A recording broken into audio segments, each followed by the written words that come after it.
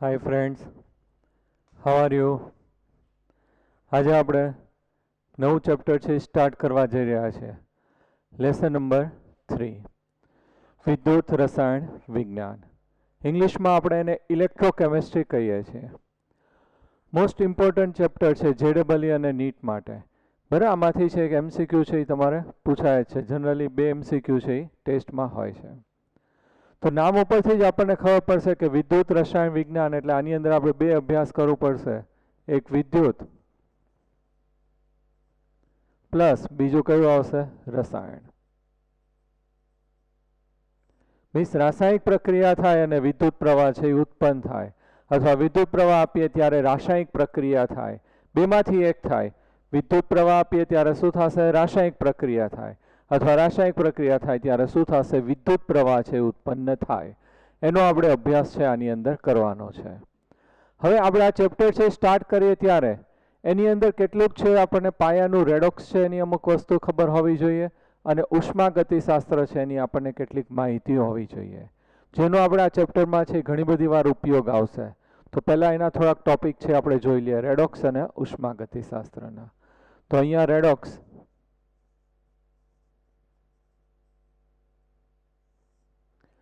Redox પ્રક્રિયા કોને કહેવાશે? કે જેની અંદર ઓક્સિડેશન પ્રક્રિયા અને રિડક્શન પ્રક્રિયા બંને થતી હોય એવી પ્રક્રિયાને આપણે શું કહીએ છીએ? રેડોક્સ પ્રક્રિયા. કઈ પ્રક્રિયા થતી હશે? ઓક્સિડેશન, અને બીજી કઈ થતી હશે? રિડક્શન. ઓક્સિડેશન પ્રક્રિયા થાય એની અંદર હંમેશા ઇલેક્ટ્રોન છે એ શું થશે? દૂર થશે. અને રિડક્શન પ્રક્રિયા છે એની અંદર ઇલેક્ટ્રોન છે એ શું થશે? ઉમેરાશે. આપણે ઘણી બધી એની ડેફિનેશન કરી છે, અત્યારે આપણે આમાં જે જરૂર પડે છે એ ડેફિનેશન યાદ રાખીએ છીએ. તો હું આ રીતે લખું, ઓક્સિડેશન Zn નું રૂપાંતર Zn+2 ઇલેક્ટ્રોન છે મુક્ત થશે. તો એ કોઈ પણ રાસાયણિક પ્રક્રિયામાં ઇલેક્ટ્રોન મુક્ત થાય તો એ પ્રક્રિયાને આપણે શું કહીએ છીએ? ઓક્સિડેશન. ક્લિયર? સેકન્ડ, આપણે આ રીતે ઓક્સિડેશન આંક ઉપરથી નક્કી કરતા હતા. ઝિંક છે એનો ઓક્સિડેશન આંક શું થશે? 0, અને આનો ઓક્સિડેશન આંક છે એ શું થશે? +2. તો ઓક્સિડેશન આંકની અંદર વધારો થાય એ પ્રક્રિયાને આપણે શું કહીએ છીએ? ઓક્સિડેશન. ક્લિયર? હવે આપણે રિડક્શન જોઈએ. Cu+2 copper +2 electron. ઇલેક્ટ્રોન સ્વીકારે એટલે તટસ્થ થઈ જશે. શું બનશે? Cu. તો આની અંદર ઇલેક્ટ્રોન ઉમેરાય તો કોઈ પણ રાસાયણિક પ્રક્રિયામાં ઇલેક્ટ્રોન ઉમેરાય તો એ પ્રક્રિયાને આપણે શું કહીએ છીએ? રિડક્શન. અથવા તો એનો ઓક્સિડેશન આંક જોઈએ. આનો ઓક્સિડેશન આંક કેટલો થશે? +2. આનો કેટલો થશે? 0. તો ઓક્સિડેશન આંક +2 માંથી 0 થયો એટલે ઘટાડો થયો. ઘટાડો થયો તો આ જે પ્રક્રિયા છે એને કઈ પ્રક્રિયા કહેવામાં આવે છે? રિડક્શન પ્રક્રિયા. તો આ ઓક્સિડેશન પ્રક્રિયા અને આ શું થશે? રિડક્શન પ્રક્રિયા. આ ઓક્સિડેશન અર્ધ પ્રક્રિયા કહેવાય. આને શું કહેવાશે? રિડક્શન અર્ધ પ્રક્રિયા કહેવાશે. અને આખું આપણે કોષ પ્રક્રિયા આ રીતે લખીએ છીએ. વિરુદ્ધ દિશામાં સમાન હોય એ કેન્સલ થઈ જાય તો આ 2 ઇલેક્ટ્રોન કેન્સલ થશે. શું આવ્યું? Zn +Cu+2 નું રૂપાંતર થશે Zn+2 +Cu. ક્લિયર? તો આની ઉપર આપણે અહીંયા છે 2 મુદ્દા યાદ રાખવાના છે. ઓક્સિડેશન અને રિડક્શનની વ્યાખ્યા. ઓક્સિડેશન પ્રક્રિયા કોને કીધી? કે જેની અંદર ઇલેક્ટ્રોન છે એ મુક્ત થાય એને આપણે શું કહેશું? ઓક્સિડેશન. ઇલેક્ટ્રોન ઉમેરાય એને રિડક્શન. અથવા બીજી કઈ વ્યાખ્યા કીધી? ઓક્સિડેશન આંકમાં વધારો થાય એ પ્રક્રિયાને આપણે શું કહીએ છીએ? ઓક્સિડેશન. ઓક્સિડેશન આંકમાં ઘટાડો થાય એને આપણે શું કહીએ છીએ? રિડક્શન. ક્લિયર? આની આપણે ખાસ જરૂર પડશે. હવે આ જે સમીકરણ છે કોષ પ્રક્રિયા, અહીંયા હું લખું Zn +Cu+2 gives Zn+2 +Cu. હું રેડોક્સની જેમ લખું છું. ઓક્સિડેશન આંક ઝિંકનો અહીંયા કેટલો છે? 0. અહીંયા ઝિંકનો +2. ઓક્સિડેશન આંકમાં વધારો થયો તો આ કઈ પ્રક્રિયા કહેવાશે? ઓક્સિડેશન. અહીંયા કોપરનો ઓક્સિડેશન આંક +2. અહીંયા કોપરનો ઓક્સિડેશન આંક 0. તો +2 માંથી 0 થયો તો ઓક્સિડેશન આંક +2 માંથી 0 કોપર માટે ઘટાડો થયો તો આ જે પ્રક્રિયા છે એને આપણે શું કહીએ છીએ? રિડક્શન પ્રક્રિયા. તો આ ઓક્સિડેશન અને આ કઈ થશે? રિડક્શન. હવે આ જે ઝિંક છે એનું પોતાનું ઓક્સિડેશન થાય તો આ કોપર Cu+2 નું ઈ શું કરે છે? રિડક્શન. ખાસ ધ્યાન રાખજો, ઝિંક છે બે ઇલેક્ટ્રોન અહીંયા મુક્ત કરે છે, આ બે ઇલેક્ટ્રોન કોપર છે સ્વીકારે, એટલે કોપરનું શું થાય છે? રિડક્શન. તો આ જે ઝિંક છે એ પોતાનું ખુદનું શું કરશે? ઓક્સિડેશન. અને બાજુવાળાનું શું કરશે? રિડક્શન. તો આ જે ઝિંક છે ને આપણે શું કહીએ છીએ? રિડક્શન કરતા. રિડ્યુસિંગ એજન્ટ અથવા તો શું કહેશું? રિડક્શન કરતા. ખાસ ધ્યાન રાખજો, પોતાનું શું થશે? ઓક્સિડેશન. બાજુવાળાનું શું કરશે? રિડક્શન. એટલે પોતે જે ઇલેક્ટ્રોન મુક્ત કરે એ કોપર છે સ્વીકારે, એટલે એને શું કહેવાશે? રિડક્શન કરતા. એની જેમ આ Cu+2 જે છે એનું ખુદનું શું થાય છે? રિડક્શન. અને ઝિંકનું શું કરશે? ઓક્સિડેશન. તો આ જે છે એને આપણે શું કહેશું? ઓક્સિડેશન કરતા. Oxidising agent. ક્લિયર? તો ખાસ રિડક્શન કરતા એટલે પોતાનું શું થશે? ઓક્સિડેશન. બાજુવાળાનું શું કરશે? રિડક્શન. તો એને શું કહેવાશે? રિડક્શન કરતા. પોતાનું શું થાય? રિડક્શન. તો બાજુવાળાનું શું કરે? ઓક્સિડેશન. તો એને શું કહેવાશે? ઓક્સિડેશન કરતા. રેડોક્સ પ્રક્રિયા એટલે બંને પ્રક્રિયા થાય, સિક્કાની બે બાજુ જેવું છે. એક તરફ છે ઓક્સિડેશન પ્રક્રિયા થાય તો બીજી કઈ થતી હોય? રિડક્શન. ક્લિયર? તો આની અંદર તમારે આટલું યાદ રાખવાનું, ઓક્સિડેશન, ઇલેક્ટ્રોન મુક્ત થાય તો એને ઓક્સિડેશન પ્રક્રિયા. ઇલેક્ટ્રોન ઉમેરાય તો કઈ પ્રક્રિયા થશે? રિડક્શન. અથવા ઓક્સિડેશન આંક વધે તો ઓક્સિડેશન પ્રક્રિયા. ઓક્સિડેશન આંક છે ઘટે તો રિડક્શન પ્રક્રિયા. પોતાનું ઓક્સિડેશન તો બાજુવાળાનું શું કરશે? રિડક્શન. તો એને શું કહેવાશે? રિડક્શન કરતા. પોતાનું રિડક્શન તો બાજુવાળાનું ઓક્સિડેશન, તો એને શું કહેવાશે? ઓક્સિડેશન કરતા. ક્લિયર? હવે આપણે છે થર્મોડાયનેમિક્સ છે એનું જોઈ લઈએ. તો ઉષ્માગતિશાસ્ત્ર છે એની અંદર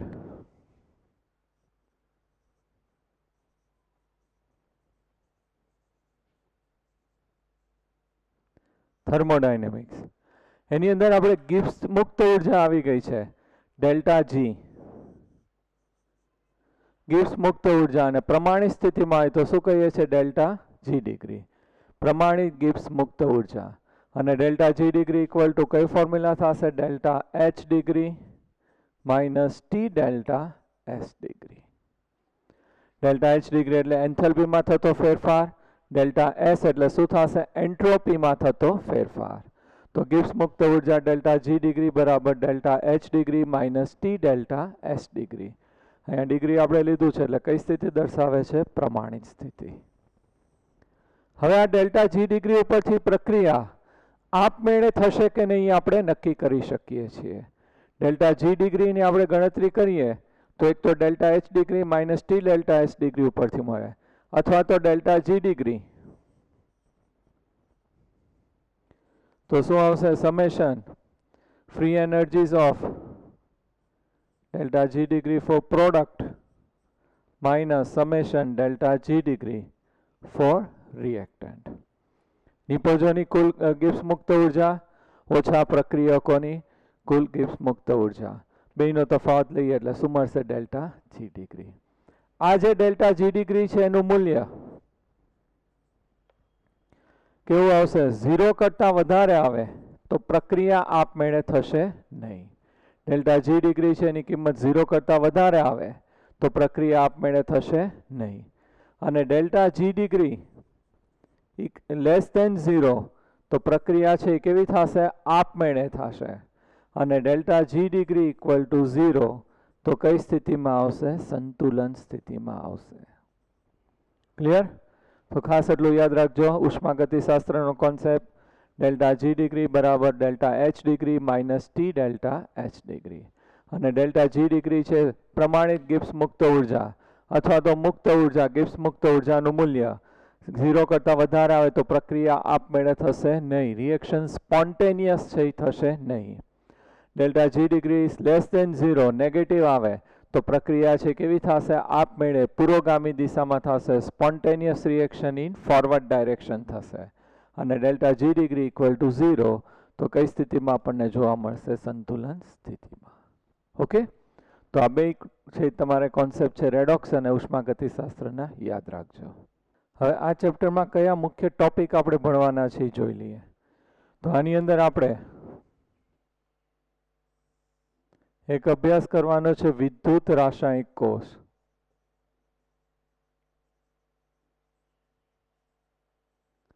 આજે આપણે એનો અભ્યાસ કરશું આજના લેક્ચરમાં. બીજું આવશે વિદ્યુત વિભાજન કોષ.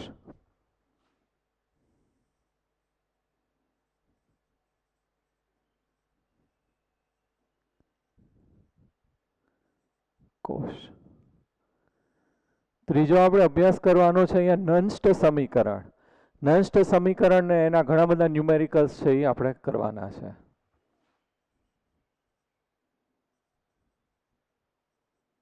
સમીકરણ પછી આવશે આપણે ફેરાડેના નિયમો. પછી જે છે એ કયું છે ફેરાડેના નિયમો.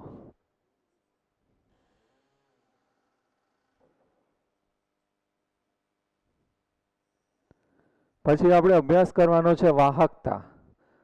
ધાતુની અંદર વાહકતા. પછી આપણે જુદા જુદા પ્રકારની બેટરી છે એનો અભ્યાસ કરવાનો છે. પ્રાથમિક કોષ, દ્વિતીયક કોષ, ફિઝિક્સમાં આવી ગયું છે. તો બેટરીનો અભ્યાસ કરવાનો છે.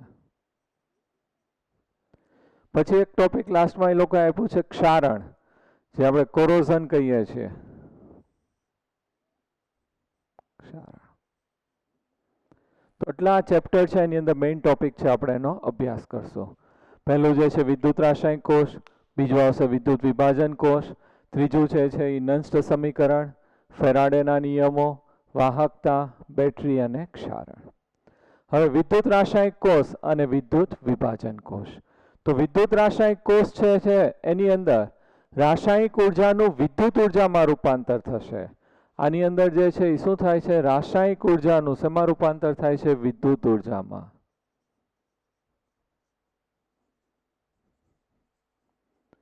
કેમિકલ ભેગા કરીએ એટલે વિદ્યુત પ્રવાહ છે ઉત્પન્ન થશે.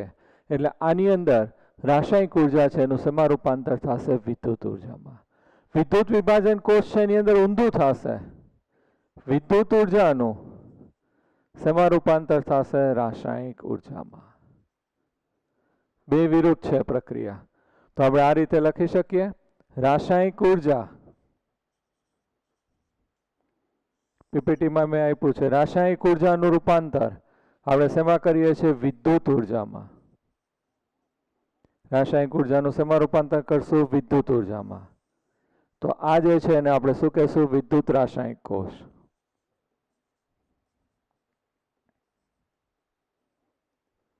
જ્યારે વિદ્યુત ઉર્જાનું રાસાયણિક ઉર્જામાં રૂપાંતર થાય, તમે જ્યારે વિદ્યુત પ્રવાહ આપો, બેટરી ચાલુ કરો, ત્યારે રાસાયણિક પ્રક્રિયા થાય. તો એને આપણે શું કહીએ છીએ, વિદ્યુત વિભાજન કોષ.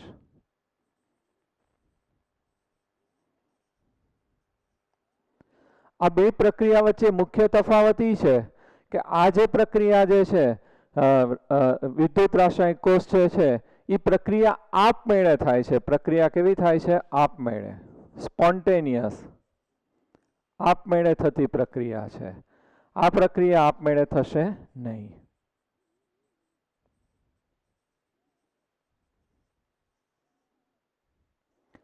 સ્વયંસ્ફુરિત પ્રક્રિયા છે. આ કેવી થશે, બિન સ્વયંસ્ફુરિત પ્રક્રિયા છે થશે. બીજું, આની અંદર આપણે હમણાં જ મેં કીધું હતું ઉષ્માગતિશાસ્ત્રની અંદર પ્રક્રિયા જે છે આપમેળે થાય તો એની અંદર ડેલ્ટા જી છે એ કેવું આવશે, લેસ ધેન 0. ગિબ્સ મુક્ત ઉર્જા છે એ કેવું આવશે, લેસ ધેન 0. તો અહીંયા શું આવશે, delta G is less than 0. તો જ પ્રક્રિયા કેવી થશે, આપમેળે. અહીંયા delta G is greater than 0. પ્રક્રિયા છે એના અહીંયા આપમેળે થતી નથી, તો એની ગિબ્સ મુક્ત ઉર્જાનું મૂલ્ય છે એ 0 કરતાં કેવું આવશે, વધારે આવશે. ક્લિયર? તો આ જે છે વિદ્યુત રાસાયણિક કોષ છે એની અંદર ગેલ્વેનિક કોષ અથવા તો કયો કોષ કહીએ છીએ, વોલ્ટેઇક કોષ કહેવામાં આવે છે. એનો આપણે અભ્યાસ કરશું.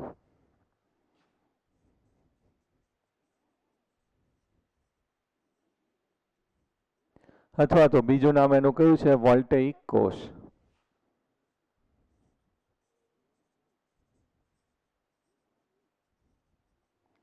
ક્લિયર? અને આની અંદર જે છે વિદ્યુત વિભાજન કોષ છે એ જુદા જુદા આપણે અભ્યાસ કરશું. ક્લિયર? તો આટલું આપણું મેઇન છે, આ ચેપ્ટર છે એની અંદર આપણે સ્ટડી કરવાનું છે. તો અત્યારે આપણે જે સ્ટાર્ટ કરીએ છીએ કયું સ્ટાર્ટ કરવાનું છે? વિદ્યુત રાસાયણિક કોષ. ક્લિયર? અને ખાસ યાદ રાખજો, રાસાયણિક ઉર્જાનું વિદ્યુત ઉર્જામાં રૂપાંતર થાય એ કોષને આપણે શું કહીએ છીએ? વિદ્યુત રાસાયણિક કોષ. અને વિદ્યુત ઉર્જાનું રાસાયણિક ઉર્જામાં રૂપાંતર થાય એને આપણે શું કહેશું? વિદ્યુત વિભાજન કોષ. આ પ્રક્રિયા આપમેળે થાય છે, આ પ્રક્રિયા આપમેળે થશે નહીં. પ્રક્રિયા આપમેળે થાય એટલે ડેલ્ટા જી નું મૂલ્ય કેવું હશે? Less than 0. પ્રક્રિયા આપમેળે સ્વયંસ્ફુરિત થતી નથી તો ડેલ્ટા જી નું મૂલ્ય કેવું આવશે? Greater than 0.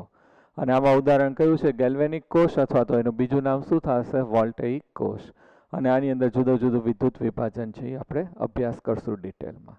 ઓકે, હવે વિદ્યુત રાસાયણિક કોષ છે એ શરૂઆતમાં આપણે જે અભ્યાસ કર્યો વૈજ્ઞાનિકોએ, આપણે 11th આવી ગયું છે રેડોક્સની અંદર. તો સૌ પ્રથમ છે આ રીતે એ લોકો અભ્યાસ કર્યો કે એક પાત્ર છે એની અંદર CuSO4 નું જલીય દ્રાવણ લીધું છે. આ રીતે આપણે પાત્ર લઈએ છીએ.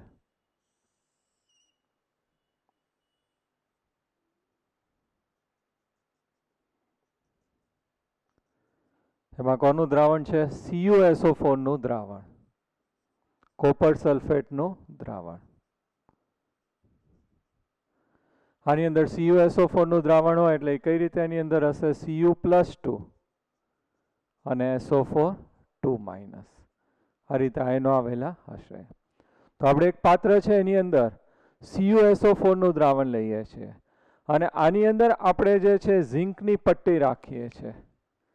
કઈ પટ્ટી રાખવાની છે? ઝિંકની પટ્ટી.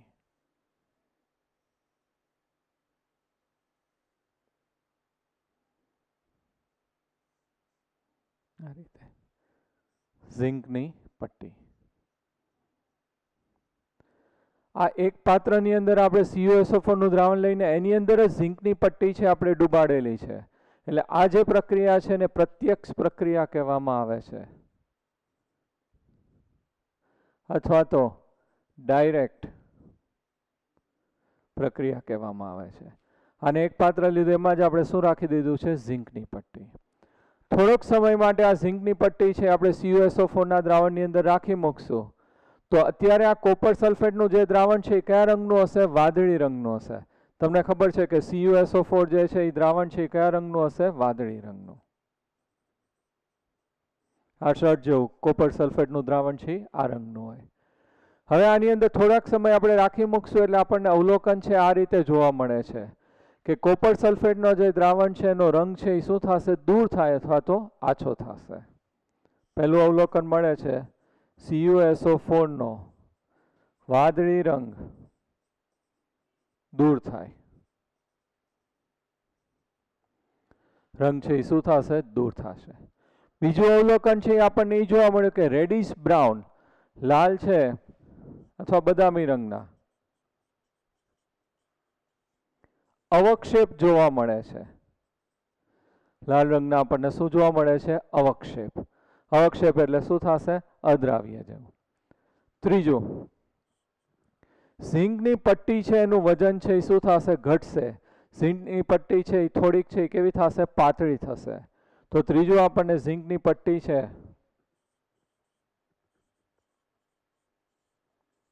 વજન ઘટશે. મીન્સ કે ઝિંકની પટ્ટી આની અંદર ઓગળશે એવું પણ કહી શકાય. અને ચોથું, આ જે દ્રાવણના બીકરને તમે અડો તો એ બીકર છે આપણને ગરમ લાગશે. એનો અર્થ શું થયો? કે એની અંદર ઉષ્મા જે છે એ શું થાય છે? મુક્ત થાય છે. ઉષ્મા છે એ ઉત્પન્ન થાય છે. ઉષ્માક્ષેપક પ્રક્રિયા છે આપણને જોવા મળે છે. તો આ રીતે પહેલું જે પ્રક્રિયા એ લોકોએ પ્રયોગ જ્યારે અભ્યાસ કરવાનું સ્ટાર્ટ કર્યું ત્યારે આ રીતનો પ્રયોગ કર્યો હતો કે પાત્રની અંદર CuSO4 નું દ્રાવણ લીધું. એ વાદળી રંગનું દ્રાવણ હતું. એની અંદર કોની પટ્ટી આપણે ડુબાડેલી છે? ઝિંકની પટ્ટી આપણે ડુબાડીએ છીએ. થોડાક સમય પછી અવલોકન કરતા માલુમ પડ્યું કે આ જે CuSO4 છે એનો વાદળી રંગ જે છે એ શું થશે? દૂર થશે. એની અંદર અહીંયા આપણને કયા અવક્ષેપ છે એ જોવા મળે છે? લાલ રંગના અવક્ષેપ છે એ જોવા મળશે. ત્રીજું, ઝિંકની પટ્ટી છે એનું વજન છે એ શું થશે? ઘટશે. અને ચોથું, દ્રાવણ છે એ કેવું હશે? ગરમ હશે. હવે તો આવું કેમ થયું? તો જે પટ્ટી રાખીએ એનું શું થાય? ઓક્સિડેશન થાય. ખરેખર આપણે આગળ આવશે કે આ કોપર અને Cu+2 અને અહીંયા કયું છે ઝિંક, તો ઝિંક છે એનું શું થાય ઓક્સિડેશન. તો અહીંયા ઓક્સિડેશન પ્રક્રિયા થશે, જે પટ્ટી રાખીએ એનું ઓક્સિડેશન સામાન્ય રીતે થાય. ઝિંક છે કેવું હશે તટસ્થ, તો આ જે Zn છે એનું ઓક્સિડેશન થયું અને શેમાં રૂપાંતર થયું Cu+2 અને 2 ઇલેક્ટ્રોન છે એ મુક્ત થાય. તો આની અંદર ઓક્સિડેશન પ્રક્રિયા થાય તો આમાંથી અહીંયા Zn+2 થાય અને Zn+2 છે એ કોની અંદર આવશે દ્રાવણમાં આવશે, એટલે અહીંયાથી એક Zn પરમાણુ દૂર થયો. એ જે 2 ઇલેક્ટ્રોન મુક્ત થયા આ CuSO4 માં Cu+2 જે છે એ 2 ઇલેક્ટ્રોન છે એ સ્વીકારશે, એટલે રિડક્શન પ્રક્રિયા થઈ કહેવાય. Cu+2 2 ઇલેક્ટ્રોન સ્વીકારીને શેમાં રૂપાંતર થશે Cu માં. ક્લિયર? તો આ જે છે એની અંદર અહીંયા Cu+2 2 ઇલેક્ટ્રોન સ્વીકારીને શેમાં રૂપાંતર થશે Cu માં. ફરીવાર અહીંયા ઝિંક પરમાણુ છે એનું ઓક્સિડેશન થાય, Zn+2 છે એ દ્રાવણની અંદર ઉમેરાય અને પાછું દ્રાવણમાંનું Cu+2 2 ઇલેક્ટ્રોન સ્વીકારીને શેમાં રૂપાંતર થઈ જશે Cu માં. તો દરેક વખતે અહીંયા જે છે ઝિંક છે આમાંથી દૂર થતો જાય, તો આ જે ઝિંક છે એનું અંદર એનું વજન છે અથવા તો કદ આની અંદર છે એ શું સાથે, કદ ન કહેવાય પણ એનો આ જે છે પટ્ટી છે એ શું થશે ઘટશે, પાતળી છે એ થતી જશે. તો આ રીતે જે છે ઝિંકની પટ્ટી છે એનું ખવાણ થશે, એ જે છે એ વપરાશે. કોષ પ્રક્રિયા લખીએ તો આપણે આ રીતે લખાય Zn+Cu+2 Zn+2 પ્લસ કોપર. આના ઉપરથી ખબર પડે Zn નું શેમાં રૂપાંતર થયું Zn+2 ઓક્સિડેશન, એ શું થઈ ગયું વપરાણું, એટલે અહીંયા કીધું કે એનું પટ્ટીનું વજન છે એ ઘટશે. Cu+2 નું દ્રાવણ, આ જે Cu+2 નું જે દ્રાવણ છે એ કેવું હશે વાદળી રંગનું છે અને અહીંયા છે એ શેમાં રૂપાંતર થાય છે કોપરમાં, એ કયો રંગ ઉત્પન્ન કરશે લાલ રંગ. એટલે જે કોપર છે તટસ્થ પરમાણુ અહીંયા ફરતા હશે એ કયો રંગ ઉત્પન્ન કરશે લાલ રંગ છે આની અંદર ઉત્પન્ન કરશે. ક્લિયર? અને ચોથું અહીંયા ઉર્જા છે એ શું થશે મુક્ત થશે, ઉર્જા અથવા તો ઉષ્મા મુક્ત થાય, એટલે દ્રાવણ છે એ કેવું થઈ ગયું હશે ગરમ થઈ ગયું. હવે તો આ જે આખી પ્રક્રિયા થઈ રાસાયણિક પ્રક્રિયા થઈ, તો આ જે આપણે પ્રત્યક્ષ ડાયરેક્ટ પ્રક્રિયા કરી એની અંદર રાસાયણિક ઉર્જાનું ઉષ્મામાં રૂપાંતર થયું, હીટ ઉત્પન્ન થઈ ઉષ્મામાં રૂપાંતર થયું. આપણે તો રાસાયણિક ઉર્જાનું શેમાં રૂપાંતર કરવાનું છે વિદ્યુત ઉર્જામાં. કંઈક વિદ્યુત પ્રવાહ ઉત્પન્ન થાય તો કંઈક કામમાં આવે, ખાલી ઉષ્મા ઉત્પન્ન થાય તો પાછું કોઈ કામનું જ નહીં. એટલે અહીંયા જે આપણે આ જે છે પ્રત્યક્ષ પ્રક્રિયા કરી એની અંદર રાસાયણિક ઉર્જાનું શેમાં રૂપાંતર થાય છે ઉષ્મામાં. તો હવે પ્રત્યક્ષ છે એની જગ્યાએ આપણે પરોક્ષ પ્રક્રિયા કરીએ, ઇનડાયરેક્ટ રિએક્શન કરીએ, તો આની અંદર રાસાયણિક ઉર્જાનું શેમાં રૂપાંતર થશે વિદ્યુત ઉર્જામાં રૂપાંતર થશે. ક્લિયર? તો રાસાયણિક ઉર્જાનું ઉષ્મામાં રૂપાંતર થયું, તો આ જે પ્રક્રિયા છે કઈ પ્રક્રિયા થઈ પ્રત્યક્ષ પ્રક્રિયા થઈ, ડાયરેક્ટ રિએક્શન. હવે આપણે કઈ પ્રક્રિયા કરીએ છીએ પરોક્ષ ઇનડાયરેક્ટ રિએક્શન. તો એની અંદર જે છે રાસાયણિક ઉર્જાનું સીધું શેમાં રૂપાંતર થશે વિદ્યુત ઉર્જામાં. ક્લિયર? તો આ સિમ્પલ આપણે 11th માં આવી ગયું છે રેડોક્સમાં, એ જે મેં તમને સમજાવ્યું. હવે આપણે કઈ પ્રક્રિયા કરવાની છે રાસાયણિક ઉર્જાનું વિદ્યુત ઉર્જામાં રૂપાંતર અને પરોક્ષ પ્રક્રિયા ઇનડાયરેક્ટ રિએક્શન છે આપણે જોવાનું છે. ક્લિયર? હવે આપણે વિદ્યુત રાસાયણિક કોષ, ગેલ્વેનિક કોષ અથવા તો વોલ્ટેઇક કોષ અથવા ડેનિયલ કોષ કહેવામાં આવે છે. ડેનિયલ નામના વૈજ્ઞાનિકે છે આ સમજાવ્યું, એટલે એને શું કહેવામાં આવે છે ડેનિયલ કોષ. આ જે છે આપણે આગળ કર્યું પ્રત્યક્ષ પ્રક્રિયા કર્યું, હવે કયું આપણે કરવાની છે પરોક્ષ પ્રક્રિયા, પરોક્ષ અથવા શું કહેવાશે ઇનડાયરેક્ટ રિએક્શન. આની અંદર આપણે બે જુદા જુદા પાત્ર લઈએ છીએ, ખાસ ધ્યાન રાખજો બરાબર. હવેથી આમાંથી MCQ છે એ આપણે પૂછાશે. પાત્ર એ લઈએ છીએ, એની અંદર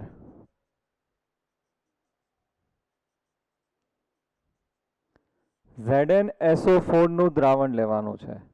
કોનું દ્રાવણ લેવાનું છે? ZnSO4. અને એની અંદર આપણે આ ઝીંકની પટ્ટી છે એ ડુબાડવાની છે.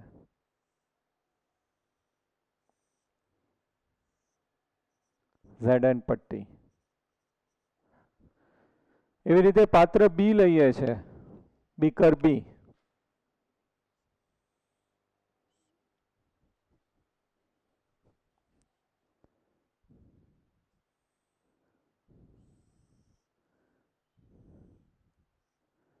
એની અંદર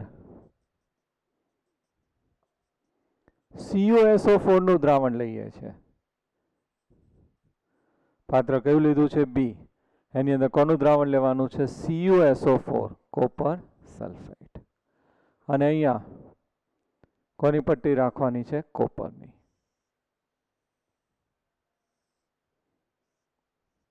કોપર પટ્ટી. ક્લિયર? હવે આ જે પટ્ટી રાખીએ ને વિદ્યુત ધ્રુવ કહેવામાં આવે છે.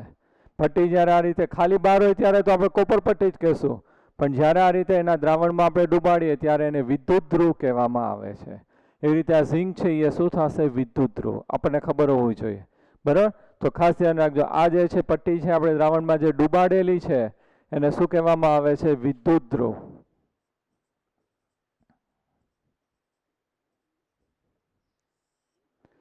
ક્લિયર?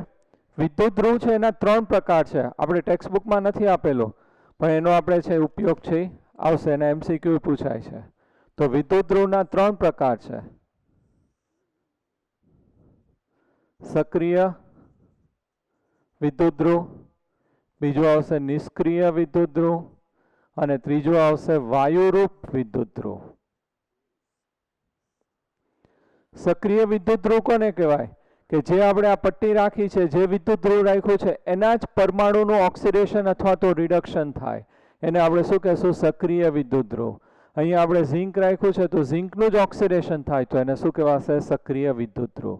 એટલે જે વિદ્યુત ધ્રુવ રાખ્યું છે એના જ પરમાણુ અથવા આયનોનું ઓક્સિડેશન રિડક્શન થાય એને શું કહેવાશે? સક્રિય વિદ્યુત ધ્રુવ. એની અંદર ઝીંક, એલ્યુમિનિયમ, આ રીતે જે બધી ધાતુની પટ્ટી રાખશું એ બધા કઈ રીતે કાર્ય કરશે? સક્રિય વિદ્યુત ધ્રુવ. બીજું છે નિષ્ક્રિય વિદ્યુત ધ્રુવ. તો જે વિદ્યુત ધ્રુવ છે એની અંદર પોતાના પરમાણુનું ઓક્સિડેશન કે રિડક્શન નથી થતું, પોતે પ્રક્રિયામાં ભાગ લેતા નથી, પરંતુ બહારથી જે પરમાણુ અથવા આયનો આવે એ સપાટી ઉપર એનું ઓક્સિડેશન રિડક્શન થાય, એને શું કહેવામાં આવે છે? નિષ્ક્રિય વિદ્યુત ધ્રુવ. એની અંદર સામાન્ય રીતે આપણે એક પ્લેટિનમ અને બીજું ગ્રેફાઇટ વાપરીએ છીએ. અને ત્રીજું આવશે વાયુરૂપ વિદ્યુત ધ્રુવ. તો વાયુરૂપ વિદ્યુત ધ્રુવ જે છે એની અંદર વાયુ છે એને આપણે છે પસાર કરીએ અને પ્લેટિનમની પટ્ટી ઉપર પ્રક્રિયા થાય, એને વાયુરૂપ વિદ્યુત ધ્રુવ કહેવામાં આવે છે. એમાં ઉદાહરણ છે સ્ટાન્ડર્ડ હાઇડ્રોજન ઇલેક્ટ્રોડ. આપણા કોર્સમાં છે, નેક્સ્ટ લેક્ચરમાં આવશે પ્રમાણિત હાઇડ્રોજન વિદ્યુત ધ્રુવ. તો ખાસ વિદ્યુત ધ્રુવ છે એના 3 પ્રકાર: સક્રિય વિદ્યુત ધ્રુવ, નિષ્ક્રિય, અને કયું આવશે? વાયુરૂપ. સક્રિય વિદ્યુત ધ્રુવ એટલે જે વિદ્યુત ધ્રુવ છે આ વિદ્યુત ધ્રુવ કહેવાય, એના જ પરમાણુનું ઓક્સિડેશન રિડક્શન થાય. નિષ્ક્રિયમાં એના પોતાના પરમાણુનું ઓક્સિડેશન રિડક્શન થાય નહીં, બહારથી પરમાણુ અથવા આયનો આવીને ઓક્સિડેશન રિડક્શન કરે. અને વાયુરૂપ એમાં વાયુ છે પસાર થતો હોય અને વિદ્યુત ધ્રુવ તરીકે કાર્ય કરશે. ક્લિયર? હવે આ જે છે આપણે કોપર છે એને વિદ્યુત ધ્રુવ કીધું અને CuSO4 નું દ્રાવણ. અહીંયા ઝિંક ને વિદ્યુત ધ્રુવ અને આ ZnSO4 નું દ્રાવણ. તો આ ધાતુની પટ્ટી જે દ્રાવણમાં ડુબાડેલી છે એ ધાતુની પટ્ટી અને આ દ્રાવણ, આ બીકર, એને શું કહેવામાં આવે છે? અર્ધકોષ. આને શું કહેવાશે? અર્ધકોષ. આ જે છે એ શું થશે? અર્ધકોષ. તો આ જે છે ને આપણે શું કહીએ છીએ? અર્ધકોષ. આ રીતે ધાતુની પટ્ટી દ્રાવણમાં ડુબાડેલી હોય તો આને આપણે શું કહેશું? અર્ધકોષ. ક્યારેય અર્ધકોષ છે વિદ્યુત પ્રવાહ છે ઉત્પન્ન કરશે નહીં. બે કોષને ભેગા કરો સંપૂર્ણ કોષ બને ત્યારે જ વિદ્યુત પ્રવાહ છે ઉત્પન્ન થઈ શકે. હું એકલો છું તો અર્ધકોષ કહેવાશે. કેટરીના હારે મેરેજ થાય તો કેટરીના અર્ધકોષ છે. અમે બે ભેગા થાય તો જ શું થશે? સંપૂર્ણ કોષ છે બનશે. એવી રીતે આ ધાતુની પટ્ટી એટલે વિદ્યુત ધ્રુવ અને દ્રાવણ એને શું કહેવાશે? અર્ધકોષ. આ ધાતુની પટ્ટી અને આ દ્રાવણ એને શું કહેવાશે? અર્ધકોષ. અર્ધકોષ ક્યારેય વિદ્યુત પ્રવાહ ઉત્પન્ન ન કરે. બે અર્ધકોષને ભેગા કરીએ એટલે વિદ્યુત પ્રવાહ છે એ શું થશે? ઉત્પન્ન થશે. તો અહીંયા જે બે અર્ધકોષ છે એને બાહ્ય પરિપથ કહેવાય. આ જે બહારથી આપણે કનેક્ટ કરીએ એને આપણે શું કહીએ છીએ? બાહ્ય પરિપથ. એક્સટર્નલ સર્કિટ દ્વારા આપણે કનેક્ટ કરીએ છીએ, બાહ્ય પરિપથ. અને બાહ્ય પરિપથ છે એની અંદર આપણે કોપર વાયરનો ઉપયોગ કરીએ છીએ. તો આ બાહ્ય પરિપથ અથવા એક્સટર્નલ સર્કિટ જે છે આપણે કોનાથી પૂરી કરીએ છીએ? કોપર વાયરથી પૂરી કરીએ છીએ. અહીંયા છે આપણે ગેલ્વેનોમીટર છે એ રાખી શકાય, અથવા તો તમારે એક્ઝેક્ટ કેટલો વિદ્યુત પ્રવાહ ઉત્પન્ન થાય છે પોટેન્શિયલ માપવું હોય તો પોટેન્શિયોમીટર છે એ પણ રાખી શકાય, વોલ્ટમીટર પણ રાખી શકાય. તો અહીંયા આપણે ગેલ્વેનોમીટર છે રાખીએ. વિદ્યુત પ્રવાહની દિશા છે આપણને ખબર પડશે. આની જગ્યાએ તમે અહીંયા લેમ્પ રાખો તોય ચાલે, કારણ કે અહીંયા રાસાયણિક ઉર્જાનું સીધું જ શેમાં રૂપાંતર થશે? વિદ્યુત ઉર્જામાં રૂપાંતર થશે. તો અહીંયા તમે બલ્બ રાખ્યો હોય, લેમ્પ રાખ્યો હોય તો એ સ્ટાર્ટ છે થશે, ઓન થશે. તો અહીંયા આપણે બાહ્ય પરિપથ છે એ કોનાથી કમ્પ્લીટ કરીએ છીએ? કોપર વાયરથી કમ્પ્લીટ કરીએ છીએ. હવે આની અંદર આપણે જે છે પ્રક્રિયા આપમેળે થશે, સ્પોન્ટેનિયસ રિએક્શન થશે. આપણે આગળ જ કીધું હતું પ્રક્રિયા કેવી થશે? આપમેળે. એટલે ડેલ્ટા જી છે એ કેવું આવશે? Less than 0. Less than 0. Clear? હવે અહીંયા આપણે જે છે ક્ષાર સેતુ રાખવાનું છે. ક્ષાર સેતુ છે એની અંદર આ રીતે આ આંતરિક પરિપથ કહેવાય. આ કયો કહેવાશે? બાહ્ય પરિપથ. આ એક્સટર્નલ સર્કિટ. આ કયું કહેવાશે? Internal circuit. સર્કિટ આખી કમ્પ્લીટ થવી જોઈએ. ફિઝિક્સમાં આવી ગયું છે તો સર્કિટ કમ્પ્લીટ કરવા માટે અહીંયા આપણે યુ આકારની કાચની નળી અહીંયા લઈએ છીએ. આની અંદર શું લેવાનું છે? યુ આકારની કાચની નળી. આને ક્ષાર સેતુ કહેવામાં આવે છે. આનું નામ શું થશે? ક્ષાર સેતુ. આનું નામ શું થશે? ક્ષાર સેતુ. ક્લિયર? આની અંદર શું ભરવાનું? નળી તો આપણે રાખી દીધી, પરંતુ એની અંદર નિષ્ક્રિય, કેમ એ હમણાં સમજાવીશ પછી, નિષ્ક્રિય ઇનર્ટ KCl લેવાય, NH4NO3 લેવાય, અમોનિયમ નાઇટ્રેટ, અને એની અંદર અગાર અગાર અથવા જીલેટિન ઉમેરવામાં આવે છે. શું ઉમેરવાનું? અગાર અગાર અથવા તો શું ઉમેરીએ છીએ? જીલેટિન. હવે આ જે છે આપણે નિષ્ક્રિય KCl નું દ્રાવણ લઈએ, પણ એ પ્રવાહી સ્વરૂપમાં હોય અને ભરીએ તો આમાંથી પાછું બહાર નીકળી જાય, એટલે એને સેમી સોલિડ છે એ લેવામાં આવે છે. આપણું ટૂથપેસ્ટ કેવું હોય કે પ્રવાહી ન હોય અને ઘને ન હોય, એવું સેમી સોલિડ બનાવવાનું. એટલે આજે અગાર અગાર જે છે અથવા જીલેટિન એની અંદર ઉમેરી દઈએ એટલે એ થોડું ઘાટું થઈ જશે, લોટ જેવું હોય, એની અંદર છે ઉમેરી દઈએ. ખરેખર એ બેક્ટેરિયાના ગ્રોથ માટે ઉપયોગમાં લેવામાં આવે છે. તમારે આવી ગયું હશે કદાચ બાયોલોજીમાં. એક પદાર્થ છે, પાવડર છે, ચીકણો પદાર્થ, તો એ ઉમેરીએ એટલે એ કેવું થઈ જશે? સેમી સોલિડ થઈ જશે, ટૂથપેસ્ટ જેવું છે એ થઈ જશે. અને આ બહાર ન નીકળી જાય એટલે અહીંયા બંને બાજુ છે ગ્લાસ વૂલ રાખવામાં આવે છે. શું રાખેલું છે? ગ્લાસ વૂલ બંને બાજુ. બરોબર? આ જે છે અર્ધપારગમ્ય પડદા તરીકે કાર્ય કરશે. અંદરથી બહાર નહીં આવે, બહારથી દ્રાવણ અંદર નહીં જાય, પણ આયનોનું છે એનું સ્થાનાંતર છે કરી શકશે. તો આ જે છે આપણું ડેનિયલ કોષ છે એની રચના છે થઈ ગઈ.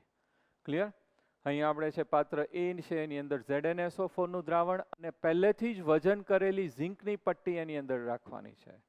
પાત્ર બી છે એની અંદર CuSO4 નું દ્રાવણ અને પહેલેથી જ વજન કરેલી કઈ પટ્ટી રાખવાની છે? કોપરની પટ્ટી. બંને પટ્ટી શરૂઆતથી વજન કરીને જ એની અંદર છે ડુબાડવાનું છે. આ જે છે પટ્ટી રાખીએ છીએ એને આપણે શું કીધું છે? વિદ્યુત ધ્રુવ. વિદ્યુત ધ્રુવ અને આ દ્રાવણ, આ જે પાત્ર, એને શું કહેવાશે? અર્ધકોષ. આ શું થશે? અર્ધકોષ. બે ભેગા થાય એટલે શું બની જશે? સંપૂર્ણ કોષ. બાહ્ય પરિપથ છે એ આપણે કોપર વાયરથી પૂરો કરીએ છીએ. આંતરિક જે પરિપથ છે એ આપણે કોનાથી પૂરું કરેલું છે? ક્ષાર સેતુથી. ક્ષાર સેતુની અંદર નિષ્ક્રિય KCl અથવા NH4NO3 ભરાય અને અગાર અગાર અથવા તો જીલેટિન છે ને ઘાટું બનાવવા માટે ઉમેરવામાં આવે છે. ક્લિયર? આ રીતે જેવી તમે ગોઠવણી કરશો એટલે પ્રક્રિયા આપમેળે ચાલુ થશે. સ્પોન્ટેનિયસ રિએક્શન છે સ્ટાર્ટ થશે. આપમેળે પ્રક્રિયા છે આની અંદર સ્ટાર્ટ થશે. તો અહીંયા જે ઝિંકની પટ્ટી છે એ સક્રિય વિદ્યુત ધ્રુવ છે. આ જે ઝિંક છે એના પટ્ટીમાંથી ઝિંક પરમાણુ છે એનું શું થશે? ઓક્સિડેશન થશે. તો અહીંયા એનું શું થશે? ઓક્સિડેશન. તો આપણે એવું કહી શકીએ કે આ જે ભાગ છે એ કયો છે? Left hand side. તો આ જે છે એ કયો ભાગ છે? લેફ્ટ. આ જે છે એ કયું થશે? રાઈટ. આમ જોવાનું, આ રાઈટ અને આ કયું થશે? લેફ્ટ. ક્લિયર? તો આ જે છે એ કયો ભાગ થશે? રાઈટ. આ કયું થશે? લેફ્ટ. હવે આ જે ઝિંકની પટ્ટી આમાં ડૂબાડેલી છે, સ્પોન્ટેનિયસ આપમેળે જ પ્રક્રિયા છે એ ચાલુ થઈ જશે. તો આ જે આમાંથી ઝિંક પરમાણુ છે એનું ઓક્સિડેશન થશે. ઝિંક છે એનું શું થશે? ઓક્સિડેશન છે એ થશે. તો આની અંદર ઝિંક સોલિડ પટ્ટીમાં એટલે કઈ અવસ્થામાં હશે? ઘન અવસ્થામાં. એનું ઓક્સિડેશન થાય તો શેમાં રૂપાંતર થશે? Zn+2 માં. અને 2 ઇલેક્ટ્રોન છે એ શું કરશે? મુક્ત કરશે. તો આમાંથી ઝિંક પરમાણુનું ઓક્સિડેશન થાય. હવે ખાસ જોજો, આ ઝિંક છે આની અંદર ઉમેરાય. શરૂઆતમાં દ્રાવણ છે એ કયું છે? ZnSO4. એટલે આની અંદર Zn+2 અને SO4 2- હશે. અને બંનેનો ગુણોત્તર 1:1 હોય એટલે દ્રાવણ કેવું હશે? તટસ્થ. હવે આની અંદર છે ઝિંકનું ઓક્સિડેશન થાય અને Zn+2 માં રૂપાંતર થઈને આની અંદર ઉમેરાશે. તો અહીંયા જે છે એના 2 ઇલેક્ટ્રોન છે એ આવશે. તો પોતે આની અંદર છે એ ઉમેરાશે Zn+2 અને અહીંયા શું આવશે? 2 ઇલેક્ટ્રોન આવશે. ઓકે. અને કઈ પ્રક્રિયા થઈ? ઓક્સિડેશન પ્રક્રિયા થઈ. તો આપણે આ લેફ્ટ હેન્ડ સાઈડ કઈ પ્રક્રિયા જોવા મળે છે? ઓક્સિડેશન પ્રક્રિયા છે આપણને જોવા મળે છે. શું થયું? ઝિંકનું શેમાં રૂપાંતર થયું? Zn+2 માં. અને 2 ઇલેક્ટ્રોન છે એ મુક્ત થયા. તો અહીંયા છે આ કયો વીજભાર આવી ગયો? ઋણ વીજભાર. કારણ કે અહીંયા ઇલેક્ટ્રોન છે એ આવ્યા એટલે કયો વીજભાર કહેવાશે? ઋણ વીજભાર. ઋણ વીજભાર છે અને ઇંગ્લિશમાં આપણે શું કહે છે? Negative charge. તો અહીંયા નેગેટિવ ચાર્જ છે ઉત્પન્ન થયો. હવે આ જે છે ઓક્સિડેશન થયું આ પટ્ટી ઉપર, જેના ઉપર ઓક્સિડેશન થાય ને આપણે શું કહીએ છીએ? એનોડ. તો આ જે છે એ પ્રક્રિયા ઓક્સિડેશન પ્રક્રિયા થઈ અને આને આપણે શું કહેશું? એનોડ. તો આ રીતે અહીંયા આપણે એક ઉમેરી દેવાય. લેફ્ટ હેન્ડ સાઈડ ઓક્સિડેશન પ્રક્રિયા થાય છે એટલે એને આપણે શું કહેશું? એનોડ.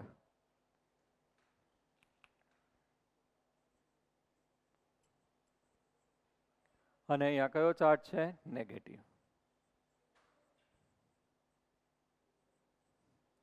તો આપણે આ રીતે યાદ રાખવાનું, લોન LOAN.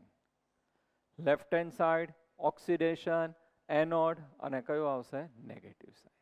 ફિઝિક્સ કરતા ઊંધું છે એટલે કન્ફ્યુઝ ન થતા. ક્લિયર? તો અહીંયા જે છે એ કેવું આવશે? નેગેટિવ. હવે જેવા 2 ઇલેક્ટ્રોન છે એ બાહ્ય પરિપથ દ્વારા આ દિશામાં આવશે.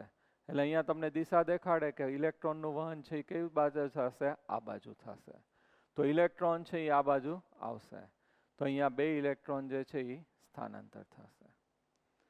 હવે આ જે દ્રાવણ છે એ CuSO4 નું દ્રાવણ છે. તો એની અંદર જે છે એ શું હશે? Cu+2 અને SO4 2-. સંતુલિત હશે. જેટલા Cu+2 હશે એટલા જ શું હશે? SO4 2-. બંનેનો ગુણોત્તર જે છે એ કેટલો આવશે? 1:1. એટલે કેવું હશે? તટસ્થ હશે. જેવા 2 ઇલેક્ટ્રોન આવે એટલે એ શું કરશે? પોતાની સપાટી ઉપર આ Cu+2 ને એટ્રેક્ટ કરશે. એટલે Cu+2 છે અહીંયા સ્થાનાંતર થશે. તો આ જે Cu+2 જે છે એ દ્રાવણમાં છે એટલે શું લખાશે? એકવીયસ. સપાટી ઉપર જાય એટલે 2 ઇલેક્ટ્રોન જે આવ્યા એને શું કરશે? સ્વીકારશે. તો અહીંયા 2 ઇલેક્ટ્રોન આપે છે અને કોપરને આપે એટલે કયો વીજભાર કહેવાશે? ધન વીજભાર. અને આ જે છે એ શેમાં રૂપાંતર થઈ ગયું? Cu માં. અને Cu સોલિડ થઈને સપાટી ઉપર છે એ ચોંટી જશે. તો એ કઈ અવસ્થામાં આવી ગયું? ઘન અવસ્થામાં. આની અંદર Zn+2 દ્રાવણમાં આવે છે. આની અંદર ઉમેરાય તો એ શું લખાશે? એકવીયસ. એકવીયસ એટલે શું થશે? જલીય. ખાસ આની અંદર આપણે સ્ટેટ છે એ લખવાના. તો ઝિંક સોલિડમાંથી Zn+2 આની અંદર આવે, જલીય બનશે અને 2 ઇલેક્ટ્રોન છે એનું સ્થાનાંતર આ બાજુ થાય. એ કોપરને આપે એટલે અહીંયા ઉપર કયો વીજભાર આવશે? ધન વીજભાર આવશે. અને કોપર 2 ઇલેક્ટ્રોન સ્વીકારીને સપાટી ઉપર ચોંટી જશે. એટલે દ્રાવણમાં છે એટલે એકવીયસ અને ઘન. આ કઈ પ્રક્રિયા થઈ? રિડક્શન. રિડક્શન થાય કોના ઉપર થાય? કેથોડ. એ વિદ્યુત ધ્રુવને શું કહેવાય? કેથોડ.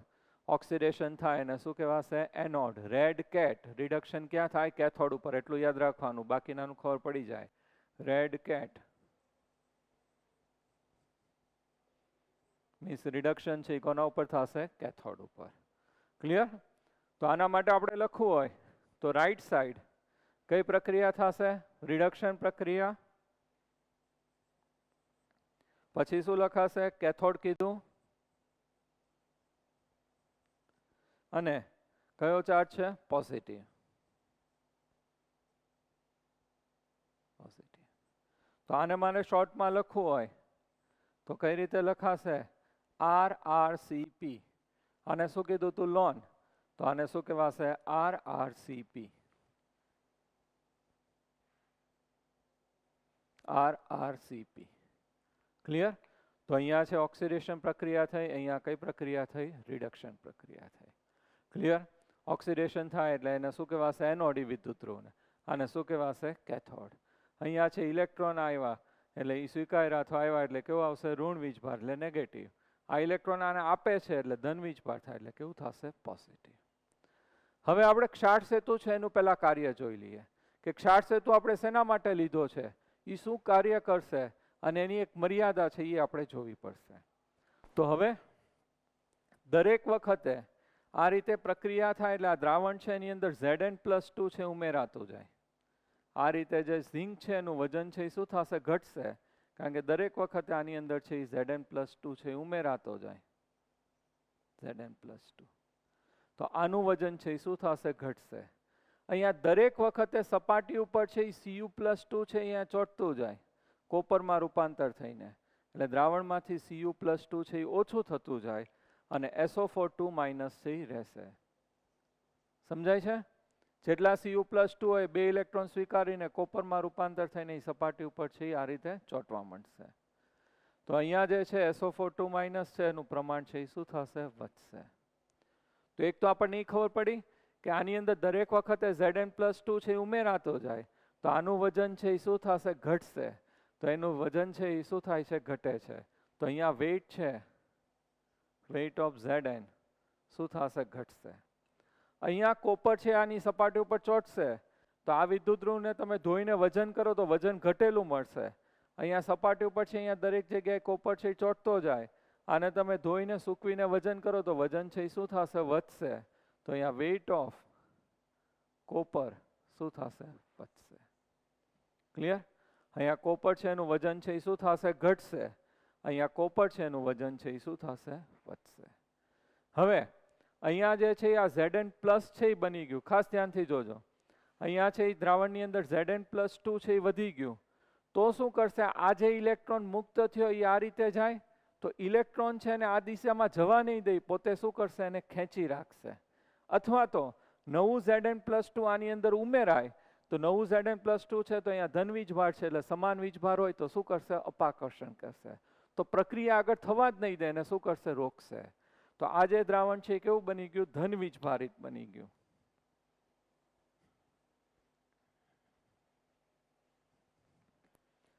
આ જે દ્રાવણ છે એની અંદર દરેક વખતે પહેલા બેયનો ગુણોત્તર કેવો હતો? સમાન. હવે Zn+2 ઉમેરાતું જાય એટલે દ્રાવણ છે કેવું બની ગયું? ધન વીજભારિત.